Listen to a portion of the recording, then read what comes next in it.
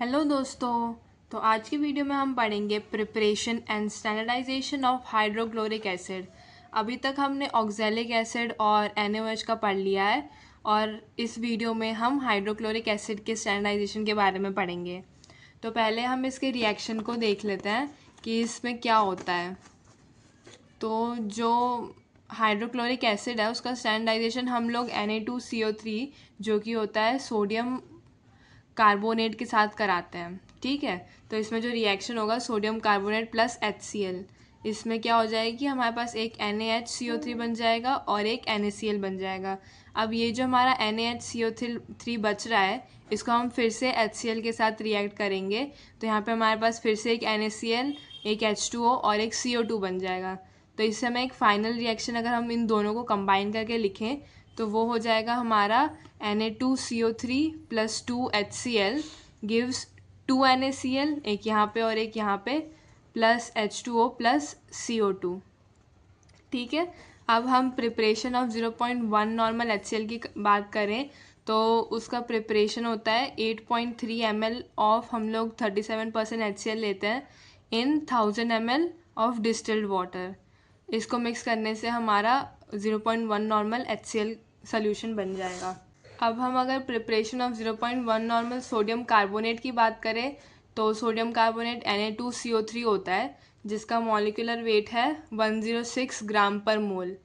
अब हम अगर हमें 1 नॉर्मल Na2CO3 बनाना है तो 106/2 इंटू 1 लीटर हो जाएगा। हमने 2 इसलिए लिया क्योंकि जब हम नॉर्मेलिटी का फॉर्मूला देखते हैं, नॉर्मेलिटी का फॉर्मूला होता है gram equivalent upon volume of solution. तो ग्राम इक्विवेलेंट निकालने के लिए हमें चाहिए होता है मॉलिक्यूलर वेट अपॉन एसिडिटी या बेसिसिटी। ठीक है, तो ये जो है हमारा एसिडिटी बेसिसिटी है और ये जो है हमारा मॉलिक्यूलर वेट है। तो हमारा ये इस टोटल को अगर हम लोग देखेंगे तो ये हमारा ग्राम इक्विवेलेंट है और हम लोग उसको अपॉन में ले ले रहे हैं 1 लीटर। तो इसमें हमारा हो जाएगा 53 ग्राम इन 1 लीटर से हमारा 1 नॉर्मल Na2CO3 बन जाएगा। तो अगर हमें 0.1 नॉर्मल Na2CO3 बनाना है तो हमारा हो जाएगा 5.3 ग्राम इन 1 लीटर। ठीक है, अब हम मेथड ऑफ स्टैंडर्डाइजेशन की बात कर लें तो उसके लिए हम पहले डायग्राम में देख लेते हैं। तो ये हमारा ब्यूरेट है, ये ब्यूरेट स्टैंड है और ये हमारा कोनिकल फ्लास्क है। जो ब्यूरेट है इसमें हम लोग HCl भरेंगे। ठीक है, और अगर मैं आपको एक शॉर्ट ट्रिक जैसा बताऊं जिससे आपको बहुत इजी हो जाएगा ये सारे स्टैंडर्डाइजेशन याद करना, तो ये हो जाता है कि जिस सोल्यूशन को हमें स्टैंडर्डाइज करना है, जैसे इसमें हम लोग HCl का स्टैंडर्डाइजेशन पढ़ रहे हैं, तो हमें जिसको भी स्टैंडर्डाइज करना है उसे हम ब्यूरेट में डालते हैं। ठीक है, और जिससे हम स्टैंडर्डाइज करते हैं उसको हम कोनिकल फ्लास्क में डालते हैं। जैसे कि इस कोनिकल फ्लास्क में हम डालेंगे 10 ml ऑफ सोडियम कार्बोनेट, है ना। और यही आप सेम चीज़ देखोगे बहुत से रिएक्शंस में, और बस कुछ ऐसे रिएक्शंस होते हैं जहाँ पे ये एक एक्सेप्शन होता है कि हम उसको उल्टा डालते हैं, पर मोस्टली सभी में जिसको भी हम स्टैंडर्डाइज करना चाहते हैं वो ब्यूरेट में होता है, जिससे हम स्टैंडर्डाइज करते हैं वो हमारा कोनिकल फ्लास्क में होता है। ठीक है, तो इसमें हमने HCl ले लिया, इसमें हमने 10 ml ऑफ सोडियम कार्बोनेट ले लिया और फिर हम लोग इसमें ले लेंगे 2 to 3 drops of methyl orange. ठीक है, अब इसमें पहले तो जो कलर होगा वो येलो होगा जब हम लोग इसमें मिथाइल ऑरेंज डालेंगे, मतलब येलो ऑरेंज जैसा कलर होगा। फिर जैसे जैसे ये रिएक्शन होगी HCl और सोडियम कार्बोनेट की, और जब HCl इस मीडियम को एसिडिक बनाना चालू कर देगा तो ये जो सॉल्यूशन होगा उसका कलर हो जाएगा पिंक। ठीक है, लाइट पिंक जैसा कलर आ जाएगा इसमें, तो हमें पता चल जाएगा कि ये हमारा एंड पॉइंट है और हमारा टाइट्रेशन यहाँ पे हो गया है। फिर हम लोग ब्यूरेट में हमारा रीडिंग ले लेंगे वॉल्यूम की जो भी हमने HCl यूज़ किया, और ऐसे ही हम लोग 3 बार रीडिंग लेंगे, 3 कॉन्करेंट रीडिंग जब तक आ जाए, नहीं तो फिर हम लोग उसका एवरेज ले लेते हैं। ठीक है, तो अब अगर हम यहाँ पे देख लें तो है fill the burette with HCl solution, फिर take 10 ml standard Na2CO3 solution in conical flask, Add 2 to 3 drops of methyl orange indicator. Titrate with HCl until color changes from yellow orange to light pink. ठीक है, अब अगर हमने इसके calculation देख लें तो मोस्टली सर में फॉर्मूला सेम ही होता है, N1V1 is equals to N2V2। एक की नॉर्मेलिटी हमें पता है, दूसरे की हमें निकालनी है, तो हम लोग इस फॉर्मूला से आराम से निकाल सकते हैं। ठीक है, तो N1 हमारा नॉर्मेलिटी ऑफ Na2CO3 जो कि हमें पता है 0.1 नॉर्मल है। फिर V1 है हमारा वॉल्यूम ऑफ Na2CO3 जो कि हमारा 10 ml है। फिर N2 है हमारा नॉर्मेलिटी ऑफ HCl जो कि अननोन है, जो हमें मेजर करना है। और V2 जो है हमारा वो है वॉल्यूम ऑफ HCl जो हम मेजर कर रहे हैं उस ब्यूरेट में। ठीक है, तो यहाँ पे हमारा इसका कैलकुलेशन भी कंप्लीट हो गया है।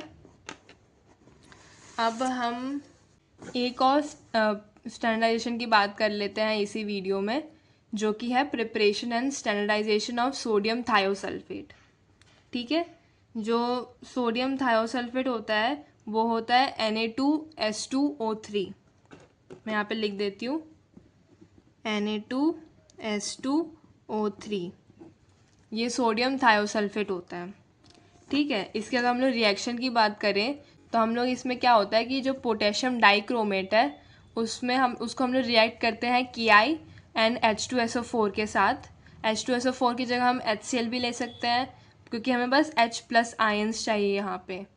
ठीक है, तो हम लोग potassium dichromate reacts with KiNH2SO4 और इससे लिबरेट होता है हमारा I2 that is iodine gas. ठीक है, तो इसका यहाँ पे हम लोग रिएक्शन देख लेते हैं। तो K2Cr2O7 plus 6Ki plus 14H plus से हमें मिल जाएगा 2Cr3 प्लस 7H2O के मॉलिक्यूल्स मिल जाएंगे। फिर 3 मोल्स I2 हो जाएगा और 8 K प्लस। ठीक है, फिर जो सेकेंड स्टेप इसमें हो जाता है कि जो लिबरेटेड आयोडीन गैस है इज टाइट्रेटेड विथ Na2S2O3 जो कि है हमारा सोडियम थायोसल्फेट। ठीक है, तो इसको हम लोग जब रिएक्ट करते हैं तो हमारे पास 2NaI प्लस Na2S4O6 आ जाता है। और ये जो Na है इसका हमें प्रेजेंस पता चल जाएगा जब हम स्टार्च डालेंगे। ठीक है, स्टार्च से हमें जैसे हमें पता है ना कि स्टार्च होगा तो हमें आयोडीन के प्रेजेंस के बारे में पता चल जाता है। तो जब हम लोग इसमें इस सोल्यूशन में हम लोग जब स्टार्च डालेंगे एज ए इंडिकेटर, तो जब तक आयोडीन रहेगा तब तक वो सोल्यूशन ब्लू कलर का रहेगा। और जैसे ही सारे आयोडीन यूज़अप हो जाएंगे और वो NaI बन जाएगा तो आयोडीन हमारे पास नहीं बचेगा और उस सोल्यूशन का कलर ब्लू नहीं रहेगा, वो ब्लू कलर डिसअपियर हो जाएगा। ठीक है, अब हम बात कर लेते हैं preparation of 0.1 normal sodium thiosulphate. तो जो सोडियम थायोसल्फेट होता है वो भी पेंटाहाइड्रेट है, तो उसमें हम लोग 5H2 ऐसे लिखते हैं। इसका जो मॉलिक्यूलर वेट है वो 248 ग्राम पर मोल है। अगर इसका हम लोग 0.1 नॉर्मल में देखें तो पहले तो 1 नॉर्मेलिटी के लिए हो जाएगा 2.4 ग्राम इन 1 लीटर, तो 1 नॉर्मल हमारा सोडियम थायोसल्फेट बनेगा।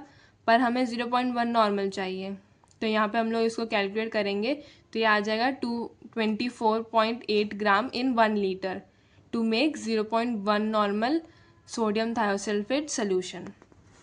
ठीक है, इसका प्रिपरेशन हो गया। अब हम देखते हैं यहाँ पे हमारा स्टैंडर्डाइजेशन ऑफ सोडियम थायोसल्फेट। तो इसका थोड़ा स्टैंडर्डाइजेशन अलग है। तो इसमें क्या होगा कि ये हमारा ब्यूरेट है और जो हम लोग यहाँ पे कोनिकल फ्लास्क और सारे रिएक्शंस में यूज़ कर रहे हैं, यहाँ पे हम कोनिकल फ्लास्क की जगह आयोडीन फ्लास्क यूज़ करेंगे। आयोडीन फ्लास्क यूज़ करेंगे क्योंकि इसमें आयोडीन लिबरेट होता है और जो आयोडीन फ्लास्क है उसमें ना हमारे पास एक स्टॉपर होता है ऊपर, जिससे जो आयोडीन है वो बाहर नहीं निकले, जिसको हम लोग इस पर लगा सकते हैं। ठीक है, इसलिए हम इसमें आयोडीन फ्लास्क यूज़ करेंगे। तो इसमें क्या हो जाता है कि पहले हम लोग ना इस कोनिकल फ्लास्क में 0.125 ग्राम ऑफ पोटेशियम डाइक्रोमेट डालते हैं। ठीक है, और इस पोटेशियम डाइक्रोमेट को हम इसमें 25 ml वाटर के साथ डिज़ोल्व कर देते हैं। फिर इसमें हम लोग 10 ml HCl या फिर H2SO4 कुछ भी डाल सकते हैं, वो डालते हैं। और फिर उसके बाद हम लोग इसमें डालते हैं 2 ग्राम ऑफ KI। ठीक है, फिर ये सब डालने के बाद हम इसको ना एक डार्क प्लेस पे स्टॉपर लगा के रख देते हैं कि उसमें अंदर रिएक्शन हो जाए और आयोडीन लिबरेट हो जाए, जैसे कि हमने उस फर्स्ट रिएक्शन में देखा था आयोडीन लिबरेट कराने के लिए। ठीक है, तो इसको हम लोग 15 मिनट्स के लिए डार्क प्लेस पे रख देंगे। तब तक हम लोग ये जो हमारा ब्यूरेट है इसमें हम लोग सोडियम थायोसल्फेट भर लेंगे। ठीक है, जो ये ब्यूरेट है उसमें हम लोग फिल करेंगे सोडियम थायोसल्फेट। 15 मिनट्स के बाद हम लोग जब इस आयोडीन फ्लास्क को टाइट्रेट करना चालू करेंगे सोडियम थायोसल्फेट से, तो जो आयोडीन होगा वो सोडियम थायोसल्फेट के साथ रिएक्ट करेगा। पहले तो हम कुछ अमाउंट ऑफ सोडियम थायोसल्फेट इस आयोडीन फ्लास्क में डाल देंगे, फिर उसके बाद हम लोग इसमें स्टार्च इंडिकेटर डालेंगे, 4 to 5 drops of starch indicator डालेंगे, जिससे और फिर उसके बाद हम लोग इसे जिससे हमें एक ब्लू कलर मिल जाएगा। फिर उसके बाद हम लोग इसको फर्दर सोडियम थायोसल्फेट से टाइट्रेट करेंगे जब तक हमें एंड पॉइंट नहीं मिल जाए, जो कि होगा कि जो ब्लू कलर है वो डिसअपियर नहीं हो जाए। ठीक है, तो ये हमारा हो जाएगा स्टैंडर्डाइजेशन ऑफ सोडियम थायोसल्फेट। इसको हम लोग यहाँ पे देख लेते हैं कि इसको लिखेंगे कैसे।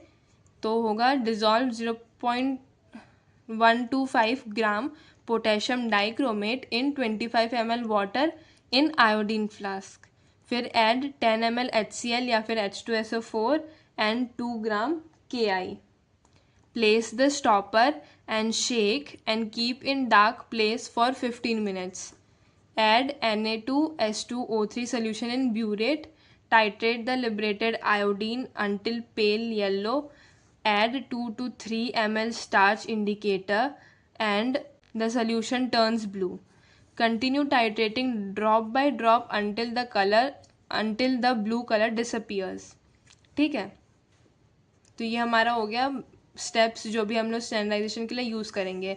अब हम इसका कैलकुलेशन देख लेते हैं, जो कि है N1V1 इज टू N2V2, जिसमें N1 है हमारा नॉर्मेलिटी ऑफ पोटेशियम डाइक्रोमेट जो हमें पता है 0.1 नॉर्मल है। फिर V1 है हमारा वॉल्यूम ऑफ पोटेशियम डाइक्रोमेट जो कि 25 ml है, क्योंकि हमने उसमें 25 ml वाटर में उसको डिज़ोल्व किया था ना। ठीक है, फिर N2 जो है हमारा वो है नॉर्मेलिटी ऑफ सोडियम थायोसल्फेट जो कि हमें ढूंढना है, और जो V2 है वो है वॉल्यूम ऑफ सोडियम थायोसल्फेट जो हम लोग मेजर कर रहे हैं उस ब्यूरेट में। ठीक है, तो ये हमारा हो गया स्टैंडर्डाइजेशन ऑफ सोडियम थायोसल्फेट भी। तो इस वीडियो में हमने 2 स्टैंडर्डाइजेशन के बारे में पढ़ लिया, जो कि पहला था हाइड्रोक्लोरिक एसिड का और ये जो दूसरा था हमारा सोडियम थायोसल्फेट का। अगर आपको कोई भी डाउट है तो आप मुझे कमेंट सेक्शन में पूछ सकते हैं। वीडियो अच्छा लगा हो तो लाइक शेयर एंड सब्सक्राइब करें। Thank you.